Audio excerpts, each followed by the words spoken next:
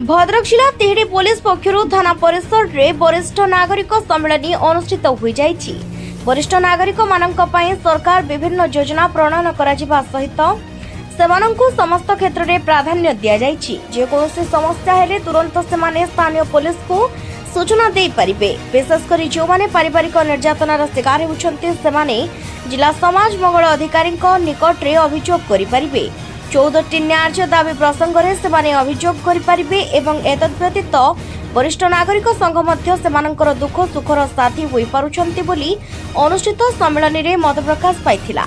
IIC प्रसन्न कुमार नायक पौरोहित्य रे अनुष्ठित उक्त सम्मेलन में वरिष्ठ नागरिक मंचर कार्यकर्ता मंचासीन होई वक्तव्य रखिथिले। एही अवसर में ब्लॉक विभिन्न अंचलर 96 जन वरिष्ठ नागरिकों को आई कार्ड प्रदान करा जाई संबर्धित करा जाइथिला। तेबे जदि कोनोसी व्यक्ति नाम पंजीकृत होई पारि नाही सेमाने परवर्ती समय रे एहा पाई परिबे बोली सूचना मिलिछि।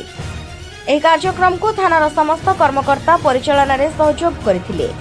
वरिष्ठ नागरिक माने जेतेबेले तांको परिवार एवं कर्म क्षेत्रर तांकर काम छाड़ी सारा पर घरे एकुटिया रुहंती एवं सेमाने मध्यम बेसहारा हो जाती।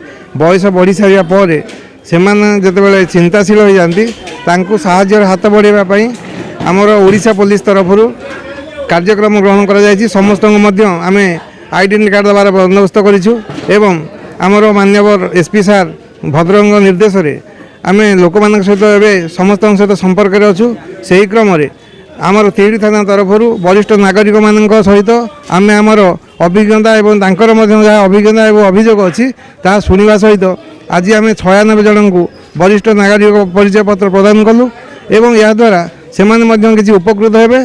तांकर जहाँ असुविधा अच्छी आम सामने सामने सहित कथा हो सारा पर तांकर आम प्रति आम सहित से आमको जानीपारे एवं आमर जो वरिष्ठ नागरिक जो कार्यधारा प्रस्तुत करा जायछि से बाबद में अवगत हेले। या द्वारा वरिष्ठ नागरिक पत्र पाइबा द्वारा से जितेबाला समाज में जेकोसी स्थान में असुविधा पड़े से आम इमरजेंसी नंबर देचु एवं पुलिस नंबर अच्छी जेकोसी सामाजिक अनुष्ठान हो बा जेकोसी व्यक्ति हो बा जेकोसी पुलिस हो साहाय्यर हाथ बढ़ेबे एवं भविष्य में वरिष्ठ नागरिक माने निहाती उपकृत हेबे।